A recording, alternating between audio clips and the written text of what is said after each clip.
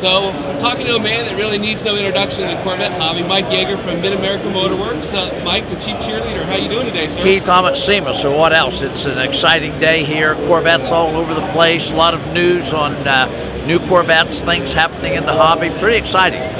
Now, I know you come to SEMA almost every year. What are some of the things that you always look for as a guy that runs a catalog, catering to Corvette owners and enthusiasts? We look for trends. The biggest thing we look for is trends and colors. What are people doing to their cars? So you don't always have to look at Corvettes to find out what's happening in the hobby. And certainly SEMA is full of cars this year.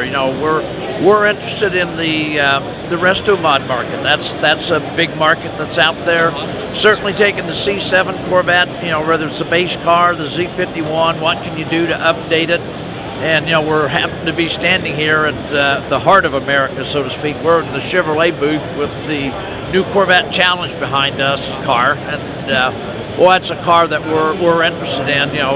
We were a primary sponsor in the 88 and 89 Corvette Challenge series, and I think there's a high likelihood we'll be involved with the Corvette Challenge this year. We were with the Spring Mountain folks this morning talking about what all is going to happen in the series, and my instant thought was the professional side, but this is a club race, the owner side of it, so that's going to be real exciting, and the program is just building.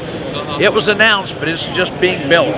Yeah, and the amazing thing is, with the Spring Mountain involved and doing the owner schools, with 100, 150 people coming through each week or so. Yeah, they've got a deep well of some talent there to, get behind the wheel. Yeah, well, I'd like to see one of my boys be that talent behind the wheels. Right. Why not?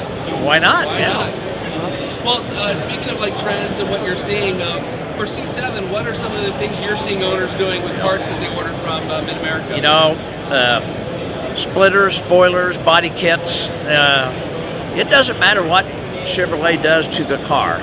You're going to see that owner want to personalize it. If they go black, they want to go white. That's the only way I can put it. But everybody buys the car, and then as they get into the car, they want to personalize it, change it. We're seeing, like I said, the body kits, spoilers, tires, wheels, car covers are always perennial. Got to have it. Right.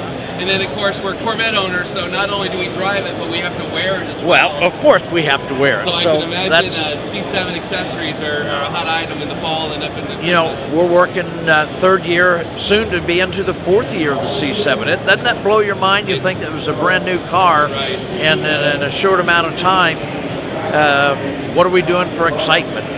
Stripe packages are a big thing that the Corvette owner wants. So, yeah, the C7 is a very, very hot car, hot product line, updates, performance, suspension. Yeah, it's the whole package, and it's like with the market maturing as it has, it's great to see so many different different products available to customize your ride. Endless number of products. When the C7 was introduced, obviously you start with one product, but I'm going to guess that we're in the neighborhood of probably 3,000 to 5,000 parts. And it's not always obvious because you've got shades and colors and styles. And to us, that's a part. That's a unique part. So lots of items, more. There's more introduced every day. People come to SEMA, they see other cars, then they interpret what that would look like on a Corvette. Right. So not only are there new products here, new products are generated at SEMA. Well, going to now from C7 back to maybe C1, C2, C3, you said the resto mod market's really starting to take off. The amount of dollars, the suspension components that we sell, tells you it's going into the C1 market, the resto mod market. So a lot of interest. Every time they do a new Corvette, there's people who want to interpret what was on the new Corvette into an older Corvette. We're doing a complete Kalahari interiors for the C3 cars, and that all came from Corvette Fun Fest, that people said, we want to see that color in retro cars. Right. So that's a product line that we're getting into. And one thing that I heard, I guess it was early this year, is you're starting to get into the restoration services market. And kind of explain that a little bit, what Corvette owners can do with Mid America now with that. gauge panels, clusters, and clocks all wear out, whether you want them to or not. And we have the ability to, you send us a part and we can rebuild it. And that's really on the early C4 dashes, that's a big deal. But now we're finding it in C4 and C5 dashes. Certainly all the mid-year dashes. I mean, just every car has the instruments in them, and we have the ability to rebuild them. The radios are a fatigue part, and we can rebuild the radios. You learn that when you get in a car, if you're going to look at parts for replacement, everything you touch in a car is going to be replaced at some time. Right. So headlight switches, steering wheels, radio knobs, seats, sill plates, anything you touch when you get in a car, you're going to replace. And it's funny that you look at a seat of a car that's worn out, the driver's seat, passenger seat will be brand new, but they're directional seats. You can't switch left to right. So that's another area of interiors where we'll sell just a single seat cover. Well, like I said, I think that if someone's trusting you to order parts and get their parts from you, it certainly makes sense that they would turn to the experts for the services as well. There's lots of people that do what we do. We've been doing it for over 42 years. Same face, just a little older. But a lot of experience, a lot of knowledge, and people do trust a business. Always go out to the internet and buy something, but who are you buying it from, and who's going to stand behind it? Because parts do fatigue. Problems happen, and we have a reputation of solving people's problems. Great. Now, we just talked about restoration services. What about your installs that you're doing now? We've just added to our website, every part that we sell that we install on campus, we put a little C logo on there, or a little tool logo, that indicates that you can have that installed on campus, and that does exceedingly well for us. Guys want their Corvettes in the morning to have what they want on it installed the same day. And, to do that service along with any of the restoration of the instruments and everything we think is a great addition to Mid America, because we install what we sell. That means we know the product, we learn, and typically we'll video what we install, and then guess where the video shows up next thing? On the website. So installs, and so we just look for the little C next to the product. You got it. Okay. Well, I want to talk to you a little bit about the Corvette market. Obviously, you've had some significant Corvettes come up for sale out of your collection. What's it like, kind of, getting ready to have your car move on to the next owner? Well, Keith, since it's you, I can tell you it really sucks. I'm a collector, not a seller, but I have a target of a bigger car that I want. And, I'm out here at SEMA. SEMA means it's my birthday. I'm another year older, and, I may not be able to handle 50 cars in my collection. So I'm thinking, how do I sell 10 or 12 cars and use that money to buy one? So there's a very, very unique Corvette that I'd like to have, and that's kind of what's happening. But it puts a pit in your stomach.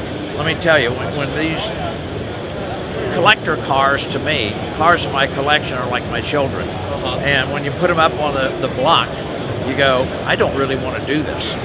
I sold 12 cars in 2002. No, I guess 20 cars, and bought 4.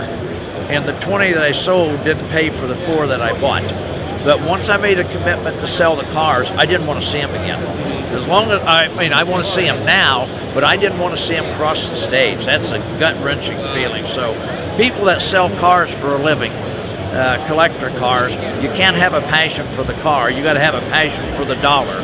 I have a passion for the car, and selling's not a pleasant thing. Right. Well, you mentioned kids, but you also had some additions to your own family. Well, soon to have an addition. Okay. We're a couple weeks away from our first grandson. And we've codenamed him M3. He's going to be Michael Daniel. So M3 makes a lot of sense, even though that's a BMW. Right. And we're into the Corvettes, but code name only. Yeah, it works. Yeah. So just wrapping things up, anything going on at Mid America you want to tell people about?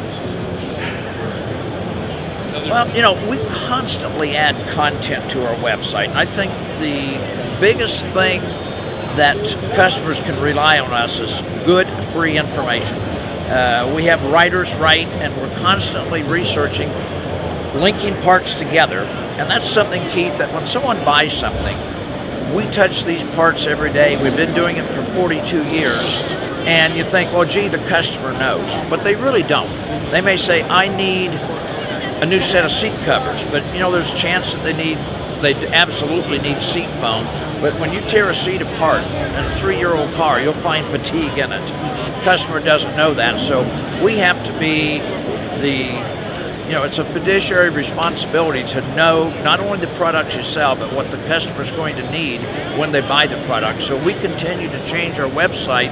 We have tabs on there that says these are parts you will need, and that relates to the job that they're doing on the car. But there's also a tab there that we recommend. So if you're putting a set of carpets in your car, you don't need a new sill plate, but I guarantee you by the time you put new carpets in, your old sill plate's going to look bad. And you're putting a driver's carpet in, what about your clutch and brake pedal and your accelerator pad? So that we put that out there, so we recommend you're in this area of the car, you ought to think about buying this. We like to sell, but we also like to have a customer that's happy with what they buy, and that we're telling them what their needs are. That's real important. Yeah, and we should remember that too, that there's always sort of a source of really experienced help out there for the person that's tearing down their car and trying to build it back up again. We think that not only our website, but certainly Corvette Blogger is a source of information. I mean, you've got to go out and find information of what you need and why you need to do what you do. We're a firm believer in educating first, selling second, because when you sell first, then you get a return. You get an unhappy customer. So you inform a customer, they make the right buy decisions of the right products, and things go well. Very good. Well, Mike Yager, Mid America Motorworks, fantastic talking to you. We appreciate all the support over the years, and great to see you out here at SEMA. Thank you, Keith.